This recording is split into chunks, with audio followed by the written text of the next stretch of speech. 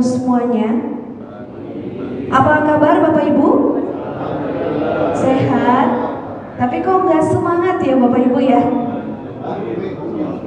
Masih suasana puasa Bapak Ibu? Oke. Baik, mungkin hari ini agak berbeda ceramahnya ya Bapak Ibu ya. Jadi sekarang kita bahasnya tentang kesehatan. Di sini bukan maksud kita untuk menggurui, tapi nanti informasi yang disampaikan bisa jadi bahan sharing dan untuk memperbaiki kesehatan untuk kedepannya seperti itu. Nah, yang pertama, yang terhormat Bapak Ketua DKM beserta jajarannya yang mungkin tidak bisa disebutkan satu persatu. Kemudian Bapak Ibu yang saya sayangi, semoga sehat-sehat selalu. Amin. Baik. Perkenalkan, nama saya Meliza Utami, sarjana keperawatan. Di sini saya ditugaskan dari Yayasan Binaan Kanker Nusantara, Bapak Ibu, yang mana yayasan ini dinaungi oleh Kemenkes, kemudian Kemenkumham juga. Kemudian kita juga ada dokter pembina yaitu Dr. Bob Andinata, spesialis onkologi kanker yang bertugas di Rumah Sakit Darmais. Nah, yang mana hari ini saya ditemani oleh Ibu Rizka, kebetulan kepala cabang kita di wilayah Kota Tangerang seperti itu.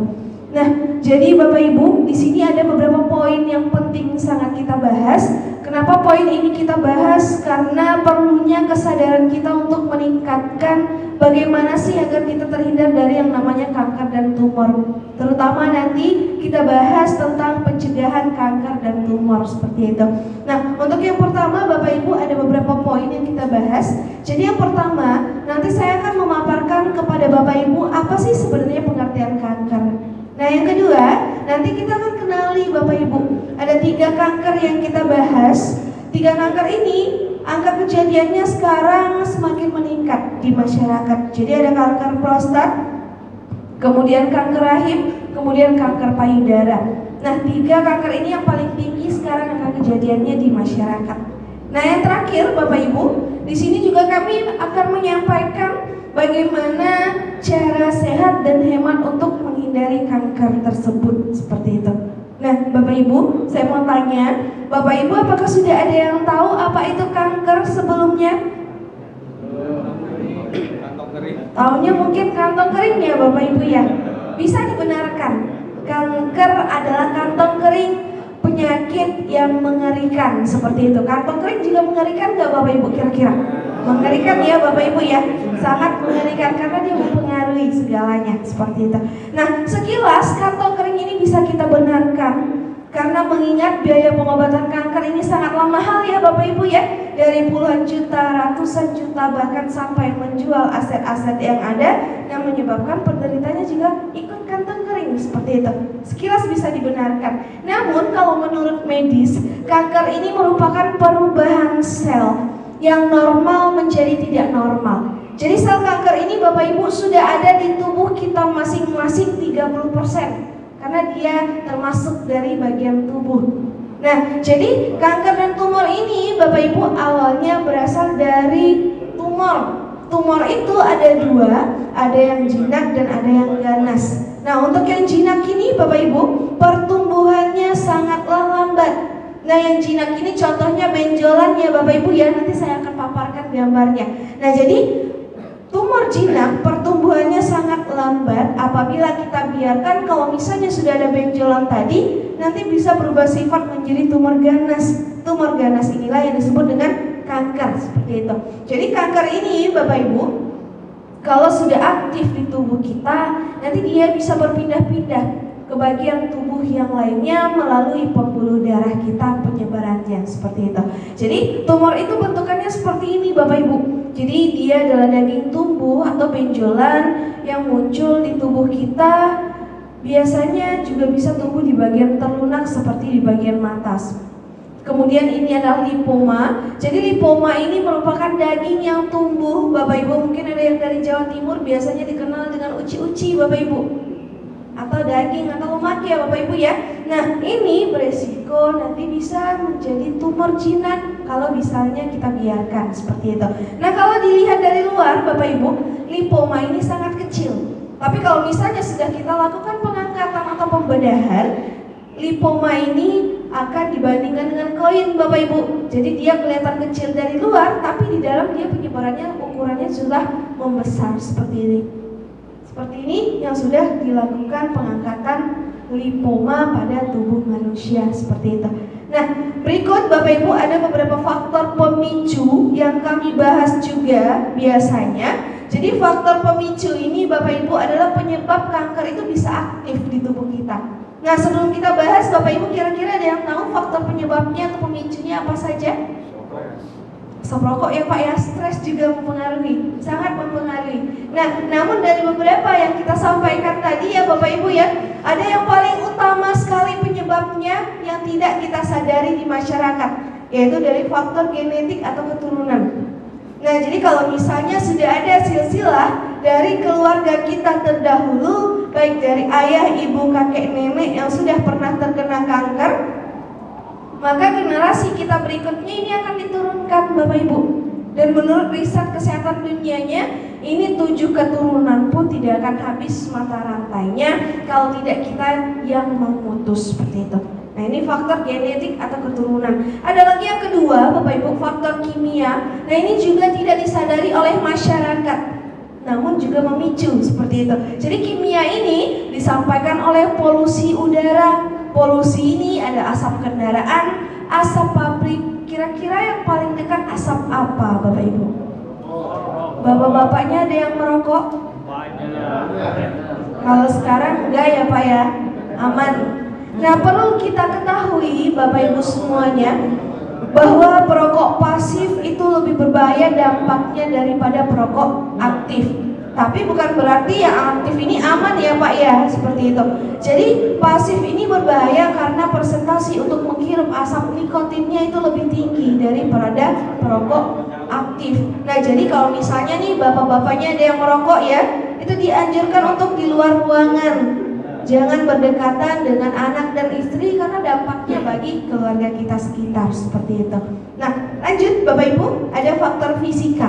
Fisika ini disebabkan oleh benda-benda canggih yang ada di sekitar kita. Contohnya disampaikan oleh radiasi. Nah, kita semua kan punya handphone ya Bapak Ibu ya. Semua informasi ada di sana. Kemudian ini merupakan kebutuhan kita di zaman sekarang. Nah, jadi radiasi ini Bapak Ibu bisa menyebabkan sel kanker juga aktif di tubuh kita kalau durasi penggunaan media elektronik itu tidak sesuai dengan aturannya seperti itu. Nah, jadi ini biasanya penggunaan handphone ya Bapak Ibu ya, itu juga perlu diatur karena radiasinya dapat memicu sel kanker tadi aktif di tubuh kita. Nah, jadi untuk penggunaan handphone, kalau menggunakan handphone sambil dicas Bapak Ibu, itu radiasinya 1000 kali lebih tinggi dari penggunaan yang biasa. Nah, jadi tidak boleh dimainkan sambil dicas. Kemudian menelpon melebihi durasi 15 menit itu juga bahaya Bapak Ibu, karena radiasinya menyampaikan ke otak, takutnya nanti ada pemecahan di pembuluh darah otak menyebabkan sel kanker tadi aktif di otak kita seperti itu. Nah, jaringan WiFi Bapak Ibu itu juga bisa memicu sel kanker aktif di tubuh kita karena disampaikan oleh radiasi. Walaupun persentase dari WiFi ini kecil, tapi bisa menyebabkan kita terkena kanker darah biasanya yang lebih cepat seperti itu. Nah, kalau 1, 2, 3 ini bisa kita hindari Bapak Ibu, insya Allah nanti kedepannya kita aman. Tapi di masyarakat itu poin yang ketiga ini itu sangat sulit untuk dihindari, apalagi di zaman sekarang, yaitu dari makanan dan minuman yang mengandung pengawet atau gula yang tinggi. Nah, ini kebiasaan bapak-bapak yang suka ngopi ya Pak ya, hati-hati seperti itu karena kandungan gulanya tinggi bisa memicu sel kanker tadi juga aktif. Nah, jadi makanan dan minuman yang mengandung pengawet itu misalnya ada formalin. Formalin ini biasanya digunakan pada mie instan ataupun makanan kaleng, yang mana ini biasanya kalau dikonsumsi ada yang bisa merusak tubuh kita Bapak Ibu seperti itu. Nah, kemudian ada lagi boraks. Ada yang suka bakso Bapak Ibu? Banyak ya Bapak Ibu ya, karena itu adalah favorit kita orang Indonesia. Nah, jadi kalau boraks ini Bapak Ibu biasanya ada pada adonan bakso. nugget, sosis, pempek, tahu, bahkan juga pada adonan lontong itu juga ada. Karena boraks ini dia merupakan bahan pengenyal makanan. Jadi makanan yang memiliki kekenyalan yang tinggi itu kita curigai ada campuran boraks. Boraks merupakan pengawet, secara tidak kita sadari sering kita konsumsi dalam jangka waktu panjang seperti itu. Nah, kemudian Bapak Ibu yang suka jajan seblak itu juga bahaya. Karena seblak ini kan dia ada pewarna ya Bapak Ibu ya. Pewarna yang takutnya nanti di dalam makanan tersebut ada pewarna tekstil atau pewarna pakaian yang dicampurkan seperti itu. Nah, yang terakhir Bapak Ibu, nah ini juga poin yang paling penting, faktor pemicu dari kanker, yaitu cara pengolahan dan penyajian makanan yang salah. Bapak Ibu masih makan nasi? Masih ya Bapak Ibu ya. Nah ini biasanya tugas ibu-ibu. Masak nasi menggunakan apa Ibu? Rice cooker, magicom, mungkin jarang yang masih dandang ya Bu ya, seperti itu. Nah, kira-kira ibu-ibu pernah nggak menemukan nasinya berubah warna menguning namun tidak basi atau tidak berbau? Mungkin pernah ya Bapak Ibu ya, seperti itu. Nah, jadi mulai hari ini Bapak Ibu sekedar informasi bahwasanya di dalam nasi yang sudah menguning itu tidak boleh kita konsumsi lagi. Karena di dalam nasinya ini sudah ada jamur namanya Aspergillus flavus, penyebab sel kanker yang ada di usus kita aktif seperti itu. Jadi bakteri ini dia semakin dipanaskan semakin berkembang. Boleh nanti Bapak Ibu coba dijemur.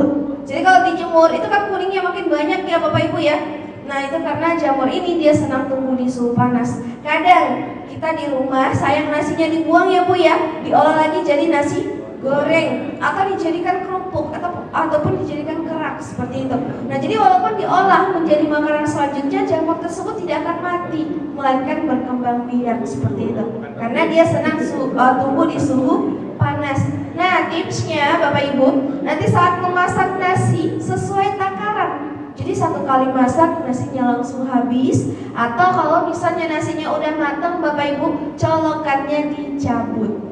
Kebiasaan kita di rumah, kalau nasinya belum habis ya Bapak Ibu ya, colokannya nggak akan dicabut seperti itu. Nah itu yang berbahaya. Kemudian yang terakhir Bapak Ibu, penggunaan minyak goreng. Penggunaan minyak goreng itu juga tidak boleh lebih dari 3 kali pemanasan berulang-ulang. Nah ini biasanya kita temui pada penjual, mohon maaf, gorengan ya Bapak Ibu ya, penyetan, pecel lele, pecel ayam yang gurih-gurih. Jadi kalau dia semakin hitam ya Bapak Ibu ya, semakin enak. Apalagi kalau dicampur sama sambal terasi ya Bapak Ibu ya, mantap, gurih seperti itu. Namun resiko untuk terkena kanker itu jadi tinggi Bapak Ibu, karena di dalam minyak yang sudah menghitam itu zat radikal bebasnya tinggi. Sel kanker merupakan penyuka dari zat radikal bebas seperti itu. Jadi selain gula Bapak Ibu, kanker ini juga suka dengan zat radikal bebas, termasuk makanannya seperti itu. Nah jadi kalau faktor pemicu ini bisa kita hindari Bapak Ibu, insya Allah kanker ini gak akan aktif walaupun sudah ada di tubuh kita masing-masing. Namun ini yang paling sulit untuk dijaga di masyarakat seperti itu. Nah jadi kanker ini Bapak Ibu bisa tumbuh di mana saja di tubuh kita, tidak memandang siapapun kita. Baik kita orang kaya, pengusaha, artis, dokter sekalipun itu bisa terkena kanker ini karena sebagian dari tubuh seperti itu. Jadi untuk yang pertama Bapak Ibu kita lihat kanker prostat. Nah prostat merupakan pembunuh nomor 3 setelah stroke dan jantung bagi kaum pria. Nah ini khusus bapak-bapak ya Pak ya. Nah jadi ini untuk bapak-bapak saja, kanker prostat. Jadi kanker prostat ini merupakan tumbuhnya tumor pada kelenjar prostat, biasanya tidak bisa dilihat Bapak Ibu, tapi bisa dirasakan untuk gejalanya. Nah untuk gejalanya biasanya yang pertama susah buang air kecil atau terlalu sering buang air kecil namun rasanya tidak tuntas, anyang-anyangan. Nah itu gejala awalnya ya Bapak Ibu ya. Kemudian yang kedua, sering sakit di bawah perut seperti turun perut, kemudian sakit di pinggang atau pangkal pahanya, kemudian semakin dibiarkan itu biasanya adanya darah bercampur dengan air seninya seperti itu. Nah untuk pelaksanaan pemeriksaannya Bapak Ibu, ini bisa dilakukan screening ke rumah sakit ataupun dilakukan biopsi atau colok dubur seperti itu. Nah, itu pemeriksaannya dilaksanakan di rumah sakit kalau misalnya sudah ada gejala yang disebutkan. Nah, jadi kalau udah ada gejala Bapak Ibu ini nggak usah takut. Jadi kalau misalnya kita udah tahu, itu harus diatasi, segera diatasi, jangan dibiarkan seperti itu. Nah, jadi kalau untuk gejala seperti yang telah dipaparkan tadi, nah itu kalau misalnya sudah ada boleh diperiksakan. Nah, di sini juga ada beberapa hasil penelitian Bapak Ibu. Jadi ada pria-pria yang beresiko terkena kanker prostat. Jadi pria yang beresiko, menurut penelitiannya yang pertama adalah pria yang berkulit hitam. Nah, itu resikonya tinggi ya Bapak Ibu ya.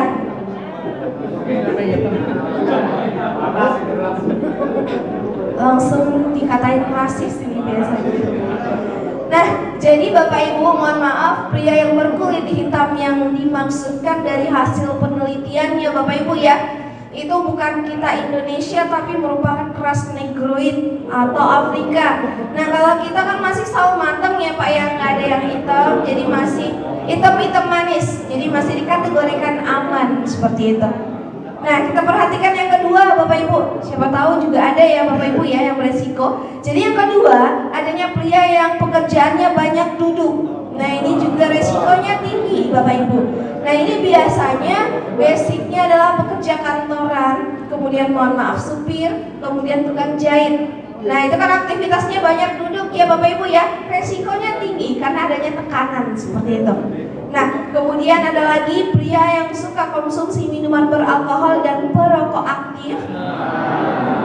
Aktif semua Pak, rokok. Nah, hati-hati ya Pak ya. Kemudian mohon maaf, pria yang sering bergonta-ganti pasangan. Udah lengkap Pak? Nah, yang terakhir Bapak Ibu, mohon maaf agak sedikit sensitif ya Bapak Ibu ya, tapi ini perlu kita bahas nih, kesehatan. Nah, jadi yang terakhir ini mohon maaf, hubungan suami istri yang sangat jarang atau suami yang sering menahan hasratnya, itu mohon maaf juga bisa beresiko ya Bapak Ibu ya, seperti itu. Jadi kenapa bisa terjadi poin yang terakhir ini Bapak Ibu, saya jelaskan sedikit. Bahwasanya pria ini dia menghasilkan 6 juta sel setiap harinya. Nah, jadi sel ini kalau tidak dikeluarkan nanti akan mengalami penumpukan, membentuk kristal. Pembekuan inilah yang disebut dengan prostat tadi. Nah, jadi minimal Bapak Ibu itu harus dikeluarkan di dalam seminggu 2 kali minimalnya ya Bapak Ibu ya. Nanti boleh didiskusikan di rumah seperti itu. Nah, ini resikonya Bapak Ibu biasanya di usia 46 tahun. Itu resikonya tinggi, di atas 46 tahun. Kenapa tinggi? Karena biasanya usia tersebut itu produktifnya tinggi ya Bapak Ibu ya, produktivitasnya tinggi. Kemudian ada pengaruh dari ibu juga. Karena kan perempuan itu kebalikan ya Bapak Ibu ya. Kalau perempuan dia semakin usianya bertambah menurun, kalau laki-laki itu semakin usianya bertambah makin naik seperti itu. Nah, itu saling mempengaruhi nantinya. Lanjut Bapak Ibu, jadi prostat itu letaknya di dalam, tidak kelihatan, tapi bisa dirasakan hampir sama dengan hernia letaknya seperti itu.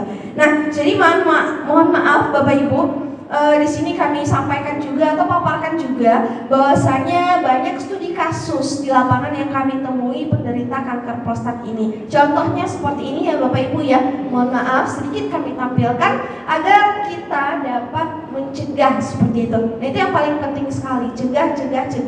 Nah, selanjutnya kita bahas kanker yang ada di rahim Bapak Ibu. Nah, ini khusus untuk ibu-ibu nih. Jadi kanker rahim ini merupakan pembunuh nomor 1 di dunia bagi kaum wanita. Yang mana yang paling rentan itu adalah kanker serviks, endometrium, kemudian ovarium, 3 titik tersebut. Jadi untuk yang pertama, ibu-ibu boleh dilihat wanita yang beresiko terkena kanker serviks. Yang pertama adalah wanita yang sering bergonta-ganti pasangan. Aman ya Bu ya? Yang kedua, wanita yang melakukan seks bebas atau menikah di usia dini. Nah, jadi bagi Bapak Ibu yang mempunyai anak gadis, itu jangan dinikahkan terlalu cepat. Takutnya nanti tidak mampu untuk menerima rahim, itu nanti ada resikonya seperti itu. Nah, terakhir Bapak Ibu, adanya wanita yang tidak pernah menjaga kebersihan alat kelaminnya atau wanita yang jorok. Nah, poin terakhir ini saya jelaskan sedikit boleh ya Bu ya? Tapi agak sedikit sensitif seperti itu. Nah, jadi bagaimana yang dimaksudkan dengan wanita yang tidak pernah menjaga kebersihan di sini, Bapak Ibu, yaitu adalah wanita yang mohon maaf pernah merasakan pakaian dalamnya lembab di siang hari atau di saat aktivitas tinggi, tapi selalu mengulur waktu untuk menggantinya. Nah, jadi perlu diedukasikan ya Bapak Ibu ya, bahwasanya di dalam pakaian yang lembab itu sudah ada bakteri. Nama bakterinya papiloma, memicu sel kanker nanti aktif kalau tidak diganti. Nah, boleh ibu-ibu menggunakan panty liner, tapi harus diganti dalam jangka waktu 2 jam. Nah, kemudian untuk pampers dan pembalut ini juga boleh diedukasikan ya Bapak Ibu ya ke anak remajanya. Jadi penggunaannya itu maksimal hanya boleh 4 jam. Harus diganti dalam jangka waktu tersebut seperti itu. Lanjut Bapak Ibu, kita bahas kanker yang ada di endometrium. Yang endometrium itu biasanya yang beresiko adalah wanita yang tidak pernah melahirkan, atau mohon maaf wanita yang mandul. Kemudian wanita yang sering melahirkan 1 tahun tidak ada jarak anak, ini juga beresiko seperti itu. Nah, yang terakhir Bapak Ibu, wanita yang beresiko tinggi terkena kanker yang ada di indung telur atau ovarium. Nah, jadi walaupun rahim sudah diangkat ya Bapak Ibu ya, kanker ovarium ini atau tumor ovarium itu juga bisa terjadi walaupun rahimnya sudah dilakukan pengangkatan seperti itu. Karena ovarium ini dia tidak ikut terangkat. Nah, jadi yang beresiko terkena kanker yang ada di ovarium, yang pertama adalah penggunaan pil KB yang mana pemakaiannya melebihi durasi 5 tahun. Nah, itu beresiko. Kemudian wanita yang sering begadang. Nah, jadi ibu-ibu boleh diingatkan ya Pak ya, nggak boleh tidur di atas jam 11 malam karena dapat merusak hormon. Ada namanya hormon estrogen. Jadi kalau hormon estrogen ini rusak, dapat memicu kanker dan tumor aktif di rahim wanita seperti itu. Nah, jadi contoh yang pertama Bapak Ibu, yang ada tumor di dalam rahim itu namanya miom dan kista. Miom itu adalah daging tumbuh, kista adalah gelembung yang isinya cairan darah dan nanah. Nah, perbedaannya seperti ini ya Bapak Ibu ya, mohon maaf. Ini adalah rahim yang sudah pernah diangkat. Ini mohon maaf penderita kanker serviks. Ini juga mohon maaf. Nah, ini adalah rahim normal dan tidak normal, kelihatan ya Bapak Ibu ya. Jadi kalau dilihat dari dalam, dia bentukannya seperti ini Bapak Ibu. Kalau misalnya sudah ada kista, rahim akan seperti balon pecah. Tapi kalau misalnya dilihat dari luar, dia seperti orang hamil Bapak Ibu, tapi isinya adalah cairan darah dan nanah. Kebetulan ini adalah penderita kanker kista Bapak Ibu yang kita temui di lapangan, yang mana ini sudah berhasil dilakukan pengangkatan kandungan kista yang beratnya mencapai 40 kg. Nah, yang mana Bapak Ibu 40 kg ini dilakukan pengangkatan di Rumah Sakit Darmais sekitar 7 tahun yang lalu. Ini terberat se-Asia Tenggara. Jadi kalau diibaratkan bayi ya Bapak Ibu ya, ini 7 kembaran seperti itu. Kalau diibaratkan ada bayi. Nah, ini 40 kg. Nah, kalau yang ini Bapak Ibu adalah rahim yang pecah di dalam. Jadi kenapa bisa pecah? Karena biasanya di masyarakat itu kadang kan masih percaya dengan diurut ya Bapak Ibu ya. Jadi kalau misalnya ada gangguan ataupun keluhan di perut, kemudian di rongga-rongga yang lainnya, itu jangan diurut Bapak Ibu. Takutnya nanti pecah di dalam bisa berefek fatal seperti ini. Nah, ini juga kalau gejala kanker yang ada di rahim ini Bapak Ibu bisa kita lihat keputihan yang terus menerus. Kemudian mohon maaf setelah melakukan hubungan suami istri itu keluar cairan bercat coklat ataupun darah. Kemudian iritasi di sekitar alat kelaminnya. Kemudian mudah merasa lelah atau penurunan berat badan secara drastis. Nah, itu gejala dari kanker yang ada di rahim. Mungkin ibu-ibu sudah ada pernah periksa deteksi kanker. Nah, mungkin dengan pap smear ataupun IVA ya Bapak Ibu ya, seperti itu. Jadi kalau untuk deteksi pap smear ini ada yang berbayar, ada yang tidak. Kalau untuk IVA ini merupakan program pemerintah Bapak Ibu, gratis sifatnya. Nanti boleh laksanakan pemeriksaan deteksi kanker yang ada di rahim di rumah sakit terdekat seperti itu. Nah, jadi kalau pap smear yang pemeriksaannya seperti ini, hasilnya nanti akan kelihatan seperti hasil ronsen. Nah, selanjutnya Bapak Ibu kita bahas kanker payudara. Kanker payudara Bapak Ibu itu tidak hanya terjadi pada perempuan saja, laki-laki pun bisa terkena kanker payudara. Karena laki-laki memiliki organ payudara juga Bapak Ibu, seperti itu. Nah, kita bahas dulu yang perempuan. Perempuan yang berisiko tinggi terkena kanker yang ada di payudara, itu yang pertama karena setelah melahirkan tidak mau menyusui bayinya. Kemudian setelah menyusui tapi dengan sebelah payudara saja. Nah, itu juga memiliki resiko tinggi Bapak Ibu. Dikhawatirkan kalau misalnya ASI-nya nggak keluar ya Bapak Ibu ya, itu masih dikategorikan aman. Tapi ada beberapa keluhan di masyarakat, yaitu kalau misalnya bayi menolak untuk disusui di sebelahnya, itu yang patut dicurigai. Karena bayi ini pintar Bapak Ibu, tahu mana ASI yang normal, mana ASI yang sudah bercampur rasa darah ataupun nanah, seperti itu. Makanya bayi menolak untuk disusui di sebelahnya.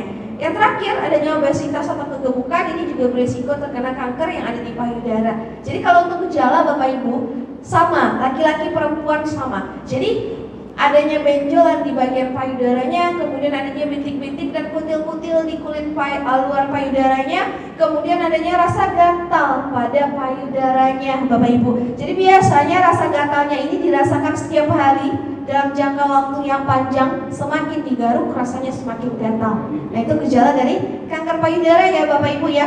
Mohon maaf, ini yang kita temui di lapangan. Jadi ini biasanya masyarakat kalau masih kecil ya Bapak Ibu ya, benjolannya atau pecahannya itu masih belum mau membawanya ke tenaga kesehatan. Rata-rata kalau begini dulu baru mau membawanya ke tenaga kesehatan, seperti itu. Nah, kira-kira ini laki-laki apa perempuan Bapak Ibu? Laki-laki ya Bapak Ibu ya. Kebetulan ini dia sudah stadium 3B, yang mana laki-laki yang beresiko terkena kanker payudara ini yang pertama karena sudah ada faktor genetik keturunan. Keturunan itu 30% sudah ada di tubuh kita masing-masing Bapak Ibu. Kemudian faktor yang kedua, karena pria ini atau laki-laki ini sering meletakkan handphone di kantong bajunya. Nah, itu juga beresiko Bapak Ibu. Karena handphone ini kan dia ada radiasinya ya Bapak Ibu ya. Kalau ditaruh di kantong baju, radiasinya makin kencang, seperti itu. Pokoknya kalau taruh di badan, respon tubuh kita itu cepat Bapak Ibu. Nah, jadi nggak boleh taruh di kantong ataupun di kantong celana ya Bapak Ibu ya, itu juga nggak boleh sebenarnya. Jadi lebih baik dipegang saja atau ditaruh di tas kecil, itu jauh lebih aman kalau untuk handphone. Nah, kemudian perokok aktif ya Bapak Ibu ya, ini juga berisiko terkena kanker payudara. Nah, jadi ini juga ya Bapak Ibu ya yang kita temui di lapangan. Di sini juga diingatkan bahwasanya kanker payudara ini ataupun kanker yang lainnya kalau sudah terjadi pada satu titik, penyebarannya itu sangat tinggi juga ke titik-titik yang lainnya Bapak Ibu. Nah, ini adalah salah satu contoh operasi payudara. Operasi juga tidak menjamin kesembuhan Bapak Ibu, karena operasi dia hanya mengangkat bagian yang terlihat saja, akarnya kita nggak tahu bisa aktif lagi nantinya, seperti itu. Nah, jadi cara deteksi kanker payudara ini ada dua, ada dengan mamografi namanya, ada dengan skema sadari. Kalau mamografi Bapak Ibu itu hasilnya sama dengan hasil ronsen, akan kelihatan ya Bapak Ibu ya, normal, tidak normalnya dan kanker. Nah, jadi ini normal, jadi tidak ada kristal di tengahnya Bapak Ibu. Kalau ini dia ada kristal, berarti dia sudah ada tumor. Nah, kalau tumor ini masih jinak, dia akan masih memulat Bapak Ibu, tidak memecah. Jadi kalau misalnya tumor jinak ini berubah menjadi kanker, kristal ini akan pecah seperti ini. Nah, kalau misalnya ini dilakukan operasi pengangkatan Bapak Ibu, ini tidak akan dijamin bebas dari yang namanya muncul lagi tadi, karena kita nggak tahu akar ini tersisa nggak di sini, masih ada nggak di sini, seperti itu. Nah, itu yang menyebabkan sel kanker itu kalau misalnya sudah dilakukan operasi kemoterapi itu tidak dijamin kesembuhannya. Nah, jadi bisa dilihat ya Bapak Ibu ya perbandingannya. Jadi kalau untuk kegiatan kita Bapak Ibu, kalau di hari biasa itu kita pelaksananya di instansi negeri maupun swasta. Kebetulan di weekend Bapak Ibu itu kita dijadwalkan untuk di masjid, karena kan mumpung lagi ngumpul ya Bapak Ibu ya. Jadi selain adanya kajian, biasanya kita juga kadang ngisi atau diundang, seperti itu. Nah, jadi kalau ini adalah beberapa kegiatan-kegiatan kita yang kita laksanakan di beberapa instansi negeri maupun swasta. Kebetulan sosialisasi ini sifatnya gratis ya Bapak Ibu ya.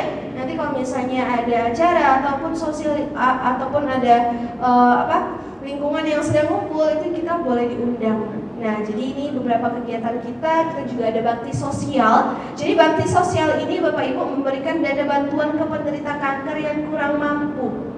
Nah, jadi ini adalah beberapa kegiatan-kegiatan kita. Selain bakti sosial, Bapak Ibu, kita juga nanti di sini akan adanya kunjungan ke penderita seperti itu.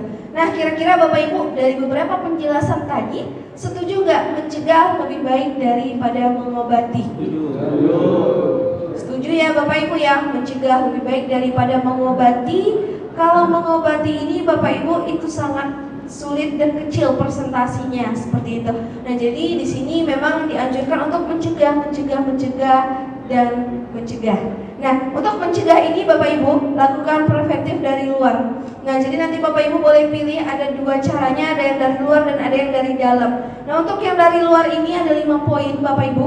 Yang pertama, lakukan pola makan yang sehat dan teratur. Kemudian konsumsi makanan yang berserat tinggi seperti buah dan sayur. Hindari makanan yang berlemak tinggi seperti daging, jeroan. Kemudian hindari makanan yang mengandung zat karsinogen atau pengawet. Kemudian yang terakhir, lakukan olahraga secara teratur. Kira-kira dari 5 poin ini ada yang paling sulit gak Bapak Ibu untuk dihindari?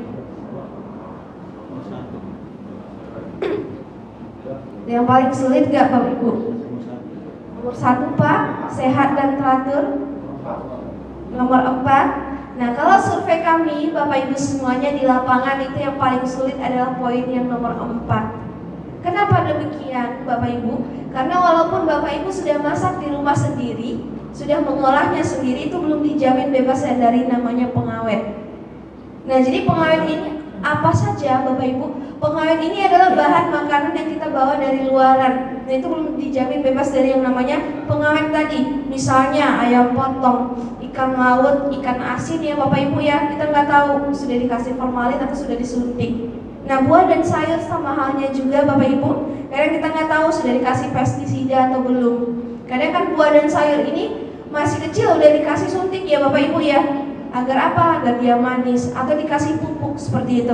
Nah, jadi makanan yang kita olah itu belum dijamin bebas yang dari namanya pengawet. Belum lagi kadang kita ibu-ibu di rumah sering menambahkan penyedap rasa ya ibu-ibu ya, seperti kaldu ayam, kaldu jamur, kecap, saus, itu adalah pengawet Bapak Ibu. Pengawet yang mana di dalamnya ada MSG. Jadi kalau misalnya MSG-nya ada kandungannya Bapak Ibu, itu termasuk salah satu pengawet yang kita campurkan, yang kita olah dan kita konsumsi sendiri seperti itu. Nah, jadi bagaimana solusinya Bapak Ibu kalau misalnya poin yang 4 ini agak sulit untuk kita hindari? Kita ada solusi yang dari dalam. Yang dari dalam ini dia juga ada 2 poin Bapak Ibu. Ada yang dari medis, ada yang dari non medis. Nah, kita lihat dulu yang dari medis. Jadi kalau untuk pencegahan Bapak Ibu itu dia ada vaksin namanya. Vaksin HPV, Bapak Ibu ada yang tahu HPV? Human Papilloma Virus, mungkin udah ada yang pernah vaksin ya Bapak Ibu ya. Nah, ini untuk pencegahan kanker serviks. Nah, untuk pencegahan kanker serviks Bapak Ibu itu harus dilakukan 3 kali suntik.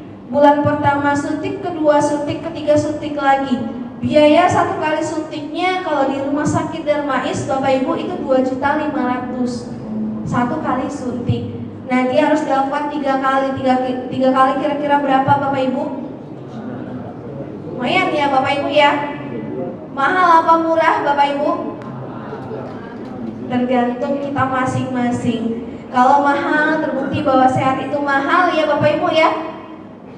Seperti itu. Nah, jadi kalau misalnya suntik imunisasi ini rada sulit, Bapak Ibu kita ada yang alami. Yang alami ini Bapak Ibu nanti boleh cari sendiri di rumah, kita paparkan caranya, cara pengolahannya dan cara konsumsinya seperti itu. Nah, jadi yang kedua ini dengan cara mengkonsumsi tumbuhan alami yang ada di sekitar kita yang memiliki zat anti kanker. Jadi di dalamnya ini ada ribosome inacting protein Bapak Ibu. Ada yang tahu nggak Bapak Ibu tumbuhannya apa saja? Dan kelor Bapak Ibu, dan jengkol, bawang merah, bawang putih ya Bapak Ibu ya. Itu ada zat kankernya, tapi persentasenya masih kecil seperti itu. Nah, yang kita bahas Bapak Ibu ada 2 tumbuhan yang memiliki zat anti kanker tertinggi, yaitu yang pertama adalah buah sirsak.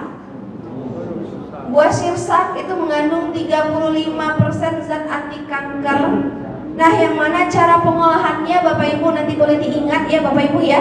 Jadi buah sirsapnya ini kita ambil biasanya kan di jus ya Bapak Ibu ya. Nah, kalau untuk pencegahan kanker dan beberapa penyakit yang lainnya itu tidak boleh di jus. Tapi nanti buah sirsapnya itu kita peras saja, ambil airnya. Airnya ini kita minum 1 kali sehari selama 12 bulan dengan takaran 250 ml. Bisa Bapak Ibu? Nah, itu bisa mencegah kita terkena kanker dan tumor dan mengobati beberapa penyakit-penyakit yang di masyarakat. 1 kali sehari selama 12 bulan. Nah, kalau untuk daunnya bagaimana ya Bapak Ibu ya kalau untuk daun? Nah, kalau untuk daun itu tidak dianjurkan bagi penderita darah rendah. Karena kalau penderita darah rendah konsumsi daun itu nanti makin drop seperti itu. Jadi tidak dianjurkan untuk konsumsi daunnya. Yang bagus itu khasiatnya pada buahnya, nanti diperas, ambil airnya saja seperti itu. Bisa ya Bapak Ibu ya? Kalau rasanya itu sulit, kita ada tumbuhan yang kedua. Karena kan semuanya ada pilihan ya Bapak Ibu ya. Nanti Bapak Ibu mau pilih. Nah, ini pilihan yang kedua. Ada yang tahu Bapak Ibu? Atau sudah pernah tahu info ini Bapak Ibu? Temu, dia sejenis temu. Beda dengan temulawak, tapi dia tetanggaan Bapak Ibu. Temu, sejenis temu namanya temu putih. Pernah dengar temu putih Bapak Ibu? Beda dengan kunyit putih. Belum mungkin ya Bapak Ibu ya. Nah, saya jelaskan. Jadi temu putih ini Bapak Ibu penelitian dari Dr. Hembing Wijaya Kusuma, pakar herbal kita, bahwasanya pada temu putih ini dia mengandung 95% zat anti kanker. Bapak Ibu boleh cek nantinya. Dia hampir sempurna. Sedikit lagi Bapak Ibu saya jelaskan cara pengolahannya. Jadi yang mengandung 95% ini adalah tumbuhan yang sudah berusia 2 tahun. Yang mana ciri-ciri 2 tahun itu kalau misalnya dia sudah memiliki bunga merah keunguan seperti yang digambar. Nah, jadi kalau sudah usia 2 tahun Bapak Ibu, umbinya udah boleh kita olah. Cara pengolahan umbinya, nanti kita ambil bagian tengahnya saja. Kenapa bagian tengah? Karena hanya ini yang memiliki zat anti kanker atau zat karsinogen tadi. Jadi di bagian tengahnya ini saja. Seperti wortel ya Bapak Ibu ya. Wortel kita ambil tengahnya aja Bapak Ibu. Kemudian kalau bagian tengahnya udah kita panen Bapak Ibu, kita potong kecil-kecil seperti ini. Setelah dipotong kita keringkan di suhu ruangan, tidak boleh terkena cahaya matahari. Setelah kering nanti Bapak Ibu boleh tumbuk atau blender. Setelah itu disimpan di toples, awet 2 tahunan, Bapak Ibu boleh konsumsi satu keluarga. Yang tidak boleh konsumsi Bapak Ibu itu adalah penderita HIV, kemudian anak yang masih di usia 5 tahun. Yang lainnya ini boleh konsumsi. Hanya 2 tadi yang tidak boleh konsumsi seperti itu. Nah, kemudian bagi Bapak Ibu yang konsumsi obat dokter, ini juga bagus sebagai antiinflamasi. Nah, jadi selain untuk mencegah kanker, temu putih ini juga memiliki khasiat lainnya. Misalnya Bapak ada penyakit diabetes, kemudian kolesterol tinggi ya Bu ya, kemudian mah kronis, keputihan, nyeri haid, atau yang mau program hamil ini juga bisa, atau untuk menaikkan vitalitas tubuh ini juga bisa, atau sebagai pengganti multivitamin ini juga bisa seperti itu. Nah, tapi Bapak Ibu untuk konsumsinya itu nggak boleh dicampur apapun. Jadi takarannya nanti 1 sendok teh diseduh dengan 250 ml air, diaduk langsung diminum Bapak Ibu. Nah, itu rasanya sangat pahit sekali, lebih pahit dari sambiloto. Nah, jadi nggak boleh dicampur apapun Bapak Ibu. Pahitnya memang luar biasa seperti itu. Nah, kira-kira Bapak Ibu sampai di sini ada yang ingin ditanyakan? Kita buka 2 pertanyaan, boleh Bapak Ibu? Boleh Pak? Silakan Bapak Ibu kita langsung.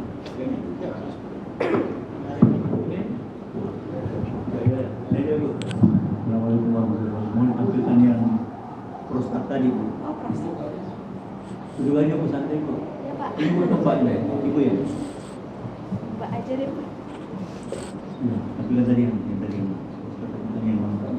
yang narasi tadi yang bukan tadi narasi tadi ada 5 tadi. Iya Pak, siapa? Terus lupa baru. Jauh ya. Kita sambil jalan aja ini. Iya boleh Pak, silakan. Baik. Jadi gini Bu. Yang kelima itu bahwa memang kaitan dengan Islam ya, bahwa laki-laki itu diizinkan untuk beristri sampai 4. Ya. Nah, ini kaitannya dengan mungkin kita gali ya. dengan berarti agama Islam itu benar Bu. Bahkan istri yang menginginkan suaminya kawin lagi itu pun dijadikan surga dan istana di surga dan tempatnya. Masalahnya seiring dengan umur, ya di samping itu bapaknya nggak berani ya kawin lagi. Nah, sementara istrinya kan tidak bisa lagi berhubungan gitu loh. Bapaknya mau ngapain itu loh, Bu? Mungkin ada ide atau apa, ada obat atau apa? Udah kena prostat gitu loh. Terima kasih. Baik, Bapak. Mau bantu jawab?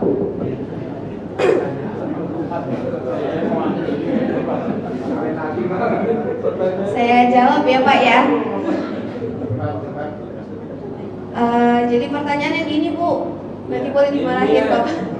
Ilmiah bukan sensitif. Ya betul Pak, nggak apa-apa.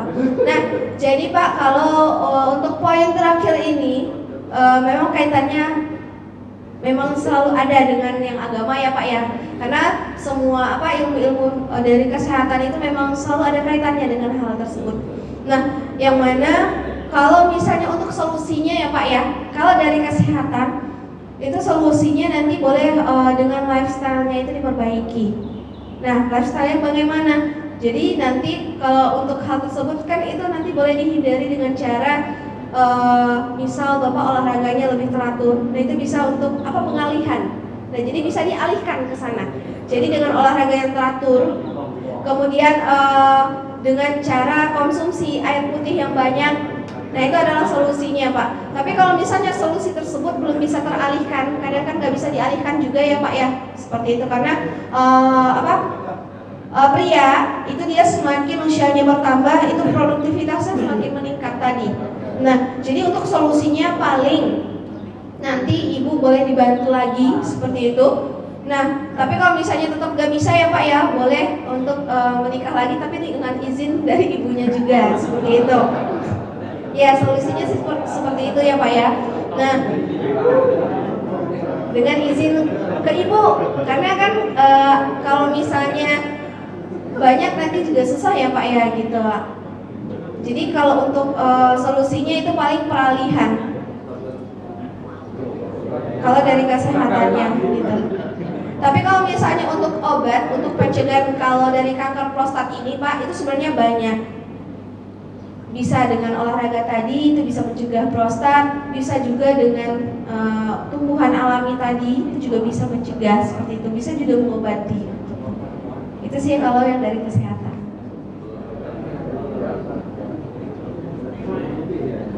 Ya Pak, boleh silakan.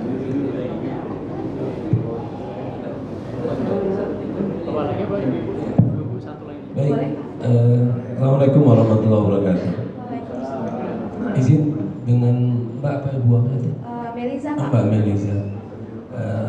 Tanpa mengurangi rasa dengan dokter-dokter dan rumah sakit yang ada di Indonesia.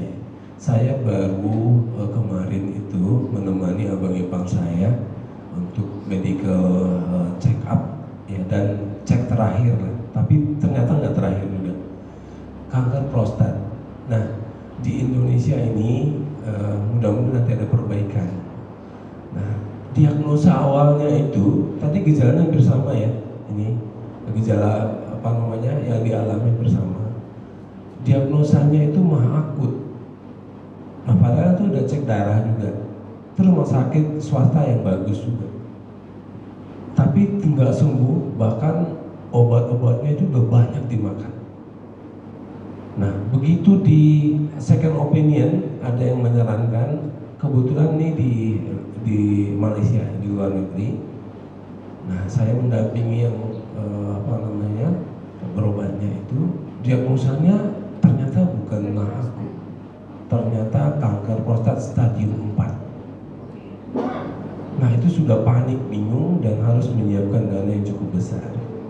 Tapi alhamdulillah karena treatmentnya tepat, diagnosanya tepat, dan treatmentnya, obatnya juga bagus. Nah, barangkali itu yang membuat mengurangi. Nah, apa yang mau saya sampaikan, ini yang kadang-kadang kita tidak percaya dengan rumah sakit yang ada di Indonesia. Nah, itu pengalaman langsung. Memang sekali berobat dan yang ditawarkan itu dua, Bu. Ya, ada kemo, tetap ada kemo. Tapi ada yang kedua itu tidak kemo. Dokternya memberikan opini yang sangat menyenangkan ya. Jadi di treatment awalnya juga itu udah menyenangkan kita gitu. Artinya dengan layanannya yang bagus. Jadi datang ke rumah sakitnya kita udah waras duluan gitu. Bukan seperti mungkin kayak kita kan udah stres duluan ya. Jadi udah memang konsep turismenya sudah dikembangkan ya. Jadi layanan dari awal sampai nanti di treatment itu sudah menyenangkan dulu gitu. Hingga itu yang membuat percepatan sehat. Nah 4 kali berobat itu terus ya, selnya jadi tinggal 6 dari ribuan sel yang sudah menyebar. Nah bagaimana kira-kira perbaikan-perbaikannya di rumah sakit kita, Mbak? Dengan apa namanya, yang pria terutama ini banyak penderita kanker prostatnya. Nah kira-kira itu yang mungkin saya bisa sharing ya. Seperti apa mungkin nanti di rumah sakit kita. Tadi kan Mbak menyarankan segera ke rumah sakit. Ternyata kadang-kadang tingkat kepercayaan kita juga sangat jauh, sangat kurang ya dengan dokter-dokter Indonesia. Nah, dokter-dokter itu semua transparan ya. Mungkin pembelajaran bagi kita juga memilih dokter yang betul-betul dipampangkan semua, Mbak. Ya, ini dokter yang kita sekarang menghadapi itu dokter urologi misalnya.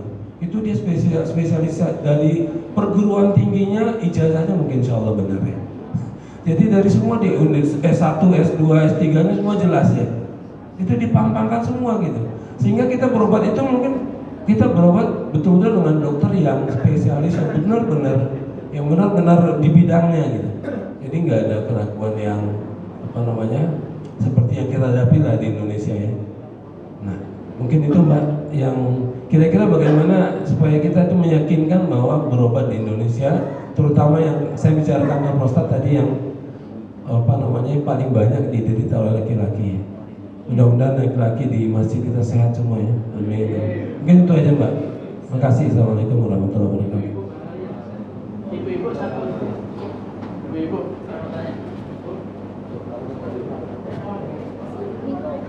Terima kasih masukannya ya Pak ya. Mungkin nanti kita boleh sampaikan juga ke tenaga medis. Tapi kalau misalnya untuk pelayanan ya Pak ya, kalau dari kita juga melihat itu memang masih kurang seperti itu kalau untuk pelayanan kesehatan di Indonesia seperti itu. Tapi karena sesama kita kan gak boleh juga untuk ini ya Pak ya. Tapi kenapa Pak? Sebenarnya sih lebih baik dicek gitu Pak. Nah jadi kalau misalnya kita tahu dari awal, untuk solusinya itu kan juga jadi lebih gampang gitu. Lebih baik screening terus sih Pak. Kalau misalnya menurut kita ya Pak ya, untuk laki-laki kita harus cek terus. Karena langsung ke urologi atau memang medis? kalau untuk cek langsung, kalau misalnya belum ada diagnosa, itu lebih baik ke check up dulu Pak. Iya, check up dulu untuk pemeriksaan dari awal gitu. Tapi kecuali kalau misalnya udah ada gejala, baru nanti ke neurologi atau ke bagian intinya seperti itu.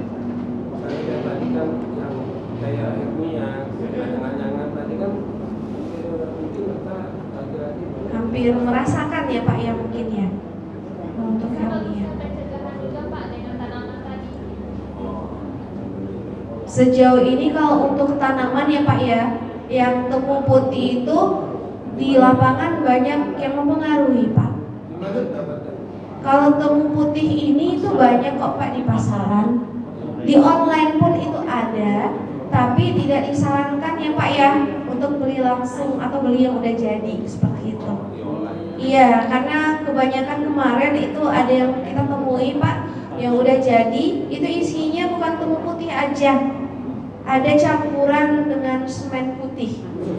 Itu kita temui di kota Surabaya. Nah tapi kalau untuk dari kami ya Pak ya, itu menyarankan untuk tumbuhan tadi. Cari aja nanti, atau kalau misalnya nggak ada rekomendasi ya Pak ya, dari kita sebenarnya ada rekomendasi. Jadi temu putih ini dia udah ada yang ekstrak. Nah ini informasi terakhir ya Pak ya. Jadi kembali lagi sih Pak, ini bukan bermaksud kita untuk jual beli di akhir ya Pak ya, seperti itu, karena memang untuk di masjid kan itu memang dilarang. Nah jadi ini hanya informasi aja. Kalau Bapak Ibunya ada yang mau silahkan, kalau tidak juga tidak apa-apa. Karena ini hanya informasi seperti itu. Nah, jadi Bapak Ibu mungkin langsung aja untuk menyingkat waktu. Jadi sebenarnya tepung putih ini udah ada yang ekstrak. Jadi ekstraknya ini Bapak Ibu murni dari tepung putih, yang mana ini yang kami rekomendasikan dari yayasan. Nah, jadi namanya itu adalah Zedo Alpha. Bapak boleh cek nanti di online, itu nggak akan ketemu. Karena untuk Zedo Alpha ini dia khusus untuk sosialisasi saja, kemudian hanya rekomendasi dari yayasan kita seperti itu. Nah, jadi Bapak Ibu kalau untuk Zedo Alpha ini dia itu udah berbentuk kapsul. Jadi kapsulnya ini terbuat dari rumput laut asli. Kalau misalnya Bapak Ibu mau cek, itu nanti boleh taruh di lidah, dalam 2 menit hancur. Nah, kadang kan di lapangan itu ada yang dari dari karet ya Pak ya. Nah, itu bahaya karena dia ada bahan kimianya. Nah, jadi ini yang kita rekomendasikan, kalau ada yang mau silakan ke sana. Alamatnya ada di Magelang, Jawa Tengah. Nah, di sini Pak. Nah, ini alamatnya. Kebetulan di sana ada dokternya juga, dokter Irfan ya, Bapak Ibu ya namanya. Nanti akan diarahkan juga oleh dokter Irfan. Karena dia ada dokter penanggung jawab dari obat herbal ini. Nah, herbal ini Bapak Ibu, dia bisa mencegah kita terkena kanker, bisa juga mengobati beberapa penyakit yang seperti ini Bapak Ibu. Nah, ini juga bisa diobati. Jadi bagi penderita bisa untuk mencegah, bisa untuk mengobati laki-laki perempuan di atas usia 5 tahun seperti itu. Nah, kalau misalnya Bapak Ibu ada yang mau, silahkan ke Magelang, dia ada di sini. Namanya Zedo Alpha, sudah ada badan POM dan label halalnya ya Bapak Ibu ya. Dan ini sejauh ini aman dan berapa Pak? Nah, kalau untuk kontak personnya Bapak Ibu, kalau ini itu udah nggak dibuka lagi. Kenapa? Karena pernah waktu itu Bapak Ibu ada dari tenaga kesehatan juga menyalahgunakannya seperti itu. Jadi disalahgunakan, ini menjadi obat diecer gitu Pak. Jadi diecer dengan harga mahal, sedangkan kita dari yayasan itu sulit untuk mendapatkannya. Nah, jadi tidak dibuka lagi untuk online shopnya, kemudian untuk kontaknya. Jadi kalau ada yang mau, silahkan ke sana langsung. Nah, kalau misalnya terlalu jauh ke sana ya Bapak Ibu ya, di sini kami juga membantu untuk menjembatani. Syarat kami Bapak Ibu untuk menjembatani itu nanti boleh lampirkan namanya. Kemudian namanya ini Bapak Ibu akan kami bantu pesankan. Nah, ini kebetulan kemarin kita pelaksanaan di KPPN Tangerang ya Bapak Ibu ya. Nah, ini ada yang dibantu. Kalau misalnya ada yang dari masjid ini juga mau dibantu, silakan nanti lampirkan namanya. Nah, jadi di sini Bapak Ibu, nama yang terlampir atau yang kami daftarkan ke Magelang, Jawa Tengah itu dapat subsidi. Jadi satu botolnya itu kan 500.000 ya Bapak Ibu ya. Jadi kalau misalnya melalui kita, didaftarkan melalui kita, dapat subsidi 50% Pak. Jadi 251 botolnya. Nah, ini Bapak Ibu, bagi yang mau saja, kalau rasanya minat, kemudian mau pencegahan, itu nanti boleh diisi. Nah, kemudian Bapak Ibu, ini bisa untuk pengobatan-pengobatan, tidak hanya untuk mencegah kanker dan tumor seperti itu. Jadi kalau ada yang mau atau berminat, silakan nanti didaftarkan saja. Bisa saya kolektif aja, bisa yang ada nomor kontaknya lagi. Oh, kalau untuk kontak ini Pak, jadi kalau ini, nah ini saya lupa juga bahas sedikit ya Pak ya. Jadi ini adalah alamat dari kantor kita ya Pak ya, ada di Jakarta Timur. Yang mana kalau misalnya Bapak Ibu mau bibitnya itu gratis. Jadi kalau ada yang mau bibit gratis, silakan jemput ke kantor kita. Alamatnya ada di sini Bapak Ibu, ada di Jakarta Timur. Nah, bibitnya ini usianya masih usia 4 bulan, 3 bulan, masih kecil. Jadi memang harus tunggu sampai usia 2 tahun dulu, baru boleh diolah dengan cara yang kami paparkan tadi, seperti itu. Nah, nanti kalau untuk yang ini Bapak Ibu, kalau misalnya ada yang pesan, nanti di kolektif aja Pak gitu. Jadi biar lebih gampang nantinya. Nah, ini Bapak Ibu nggak bisa dibatal kalau misalnya udah ada nama ya Bapak Ibu ya, seperti itu. Jadi kalau misalnya ragu jangan diisi, karena takutnya nanti kalau batal kita nggak tahu mau gantiinnya kemana gitu. Karena kita di sini hanya membantu pemesanan ke CV-nya langsung dengan dapat potongan tadi 50% dari yayasan potongannya seperti itu. Nah, jadi Bapak Ibu ada lagi yang ingin ditanyakan sebelum saya tutup? Ada yang mau nanya Ibu? Nah, jadi Pak kalau untuk ini misalnya hari ini ada yang order ya Pak ya. Jadi untuk pemesanan selanjutnya itu tetap dapat 50%. Karena apa? Karena namanya sudah terdaftar di Magelang, Jawa Tengah seperti itu. Tapi bagi Bapak Ibu yang langsung ke Magelang untuk pembelian itu juga boleh Pak. Tapi untuk dapat potongannya itu nggak bisa. Karena yang dapat potongan itu bagi dari yayasan. Karena yang motong itu yayasan yang memberi potongan tadi seperti itu. Nah kembali lagi ke Bapak Ibunya sendiri nantinya. Mungkin udah ya Pak ya Ibu ya. Nah terima kasih banyak Bapak Ibu atas waktu dan kesempatannya. Semoga apa yang saya sampaikan di sini bermanfaat ya Bapak Ibu ya. Nah ini hanya solusi. Kalau rasanya Bapak Ibu butuh silakan, kalau rasanya belum tidak apa-apa seperti itu. Karena ini hanya informasi terakhir dan solusi terakhir.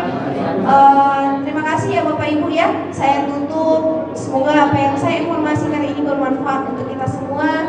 Assalamualaikum warahmatullahi wabarakatuh.